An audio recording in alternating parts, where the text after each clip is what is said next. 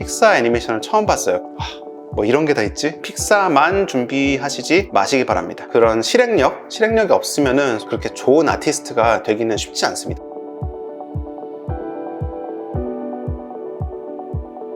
저는 픽사 애니메이션 스튜디오에서 DP 겸 레이아웃 아티스트로 일하고 있는 김성영이라고 합니다. 몬스터 대학교를 시작으로 해서 그 후에는 대부분 작품에 다 참여했는데, 대표적으로는 코코, 토이스토리 4, 인크레더블 2, 최근에는 소울과 오너드, 그 중간중간에 단편 작품들도 몇 편을 했었는데, 그 중에서 이제 디즈니 플러스에 들어가 있는 플로트라는 그 작품에는 DP로 참여했었습니다. 레이아웃 아티스트에 대해서 간단하게 설명드리자면은, 실사 영화에서 촬영팀하고 하는 일이 굉장히 유사합니다. 카메라를 어디다 배치할 것인지, 카메라와 캐릭터의 동선을 어떻게 짜갈 것인지, 렌즈는 어떤 것을 고를 것인지, 카메라 움직임은 어떻게 할 것인지 등등을 기획하는 팀이라고 보시면 되고요. 그 모든 것들이 가상 공간 세계에서 일어난다는 그런 차이점만 있을 뿐이죠. 코코 같아요. 망자의 다리라고 해야 되나요? 사후세계로 넘어가는 다리가 있는데, 그 다리가 나오는 장면을 제가 했어요. 근데 그 장면을 한창 하는 동안에 한국에 계신 저희 할머님이 돌아가셨어요. 그 작업하는 동시에 실제로 할머님이 돌아가시는 그런 상황과 겹쳐지면서 되게 좀 이모셔널한, 감정적으로 조금 크게 다가왔던 그런 작품이었고, 그리고 코코의 제일 마지막에 크레딧이 다 올라가고 나서 정말 수백 개의 이름이 쫙 들어가 있는 그런 페이지가 하나 나오는데, 영화에 참여했던 스태프들 중에서 자기 가족 중에서 이미 고인이 된 사람들의 이름을 거기다가 아주 조그맣게 쫙 써줬는데, 거기에 저희 할머님 이름도 들어갔습니다. 그래서 의미가 있었어요. 그리고 같이 일한 감독도 리 엉크리치라고, 제가 나온 학교의 대선배님이기도 하고, 그 분이 토이스토리 3를 감독하고 저희 학교에 세미나 왔을 때 아직 그때 학생이었거든요. 그때는 정말 까마득하게 우러러보는 그런 위치에 계셨던 그런 분인데, 수년이 지나가지고 저는 픽사에 들어와서 이제 같이 상의하면서 이야기할 수 있게 되는 그런 상황이 되게 비현실적인 느낌도 좀 있어가지고, 코코가 좀 스페셜했던 그런 프로젝트 같습니다. A 포지션에서 B 포지션 방향으로 카메라를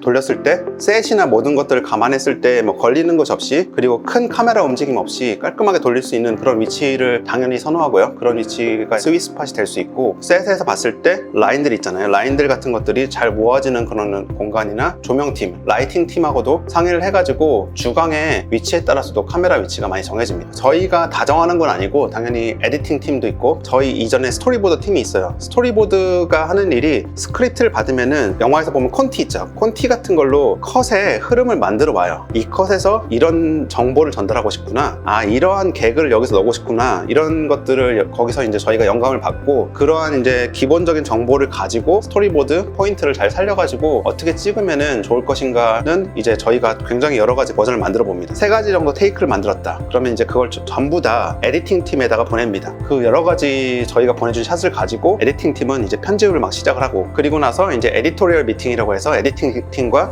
레이아웃 팀이 만나가지고 같이 이제 회의를 하면서, 나는 거기에 이런 샷이 들어갈 거라고 생각해서 그 샷을 찍은 건데, 이렇게 하면서 이제 회의를 하면서 괜찮은 샷 구성으로 만들어 나가는 그런 프로세스가 있습니다. 일단은 많이 보고, 더 중요한 거는 많이 만들어 보세요. 계속 만들어 보는 그런 습관이 쌓여야지 정확하게 그 디테일까지, 내가 부족한 부분까지 깨달을 수 있고, 그런 실행력이 없으면은 그렇게 좋은 아티스트가 되기는 쉽지 않습니다. 한국에서 이제 애니메이션과를 나와서 애니메이터로 한 5년 정도 일을 했었는데, 게임 회사에 다닐 때 샷 연출을 해볼 수 있는 그런 기회를 주더라고요. 그런 기회를 가지고 좀 샷 연출을 하다 보니까 훨씬 더 보람도 크고, 그 부분에 재미를 훨씬 더 많이 느꼈었고, 5년 동안 일을 한 동안에 사진을 취미로 하게 되었습니다. 그래서 이 사진 취미와 조금 더 관련돼 있는 쪽이, 제가 그동안 해왔던 애니메이션 이런 것과 다 합쳐져가지고 할 수 있는 분야가 어딜까 찾아보다가, 이 애니메이션 분야에도 시네마토그래피를 다루는 그런 분야가 있구나 라고 해서 찾은 게 레이아웃이었고, 그 레이아웃 분야를 좀 전문적으로 하려면은 결국 해외로 나와야 되겠다 생각을 했고, 이런 시네마토그래피나 에디팅이나 이런 쪽이 강한 학교를 찾아가지고 유학을 갔고, 그 뒤로부터는 쭉 관련 쪽 공부를 하면서 픽사까지 레이아웃 아티스트로 들어오게 된 것입니다. 가장 중요한 것 중에 하나가 3개월에 한 번씩 그 스토리보드 릴 형태로 전 직원에게 그 진행하고 있는 프로젝트를 모두 다 상영을 해주는데, 그 상영을 하고 난 뒤에 익명 피드백을 모두 다에게 받습니다. 그 피드백을 바탕으로 좋았던 점, 안 좋았던 점,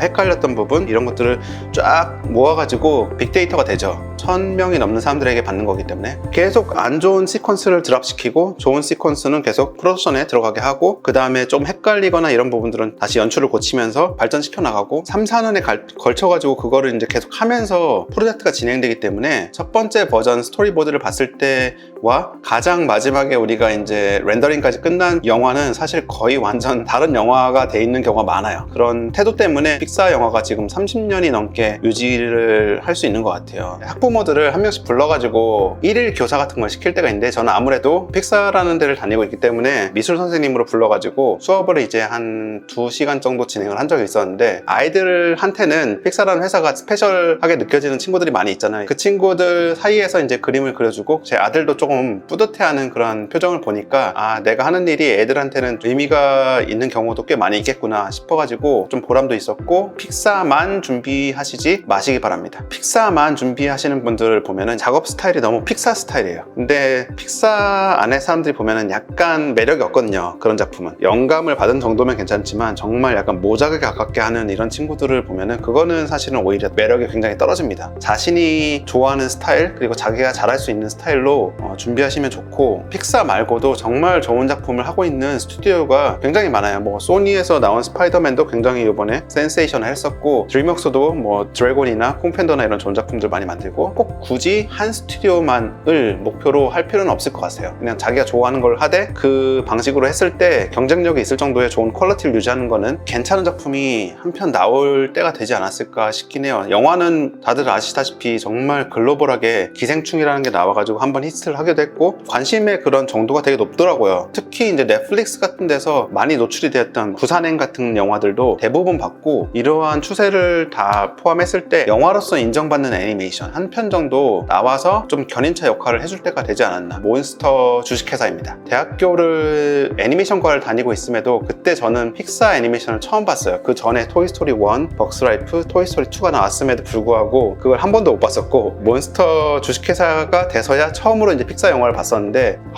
뭐 이런 게 다 있지? 마이크와 설리반과 그다음 부가 문에 딱 매달려 있어가지고 쫙 어떤 좁은 통로를 통과해가지고 굉장히 넓은 공간에 쫙 나왔을 때 정말 수만 개의 문이 쫙 걸려있는 그 연출은 그때 3D가 아니면 거의 불가능한 그런 연출이었었는데, 그 장면들 같은 것들을 보면서 이거 되게 매력있다, 그러면서도 실사 영화보다도 훨씬 자유롭게 생각을 표현할 수 있는 그런 부분들도 많이 있어가지고 이 미디엄이 굉장히 매력이 있는데 이걸 그럼 어디서부터 시작해야 되지? 이런 생각을 가지고 있다가 이 3D라는 걸 좀 배워봐야 되겠다 싶어가지고 휴학을 한 상태에서 이제 학원을 좀 다니면서 대학교 때 졸업작품을 3D로 완성을 하고, 그 이후부터는 계속 이쪽 관련해가지고 일을 하게 됐고, 픽사에 와서 가장 처음 참여한 작품도 몬스터 대학교, 몬스터 주식회사의 프리퀄이죠. 마이크와 설리반이 그 어두운 동굴 같은 데서 이제 레이싱을 하는 그런 장면을 만들었었는데, 컴퓨터 아니긴 하지만 제가 직접 마우스로 만지면서 움직이면서 애니메이팅을 시키고 카메라를 플레이스먼트 시키고 이런 것들을 할 때 뭔가 되게 다른 느낌이었죠.